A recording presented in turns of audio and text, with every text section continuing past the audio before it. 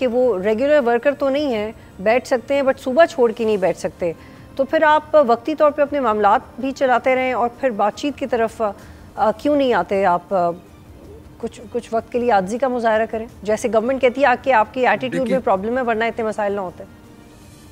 ایٹیچیوڈ میں ہمارا کیا پرابلم ہے؟ ہم تو 8 دفعہ آ چکے ہیں، ہم نے تو ہر قانونی اور آئینی راستہ اختیار کر لیا سہیل آفریدی صاحب نے۔ اور جہاں تک رانا ثناءاللہ کی بات آپ نے کی ہے کہ سہیل آفریدی ملاقات کریں گے تو کوئی ڈیٹ وہاں سے آ جائے گی، دیکھیں عمران خان صاحب اگر ڈیٹ دینا چاہیں تو وہ بغیر ملاقات بھی آ سکتی ہے۔ جب انہوں نے علی امین گنڈاپور صاحب کو ریپلیس کرنا تھا تو پیغام آ گیا تھا، کوئی ملاقات نہیں ہوئی تھی۔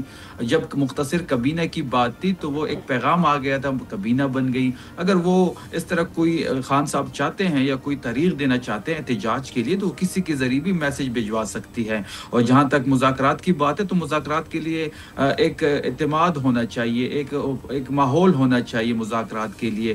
جو ماحول اس وقت بنا ہوا ہے، جو تحریک انصاف کو دیوار کے ساتھ لگایا جا رہا ہے، جس طرح ہماری پنجاب میں پولیٹیکل سپیس کم کی جا رہی ہے، جس طرح ہمارا ہری پور کا الیکشن چرایا گیا ہے، تو اس ماحول میں ہم بات کرنے کو تیار نہیں ہیں۔ ہمیں اعتماد کا بھی ہمارا فقدان ہے فیڈرل گورنمنٹ کے ساتھ۔ تو یہ ساری چیزیں ہیں، مذاکرات کے لیے اعتماد کا ہونا اور مذاکرات کے لیے ایک ماحول سازگار ماحول ہونا بڑا ضروری ہے۔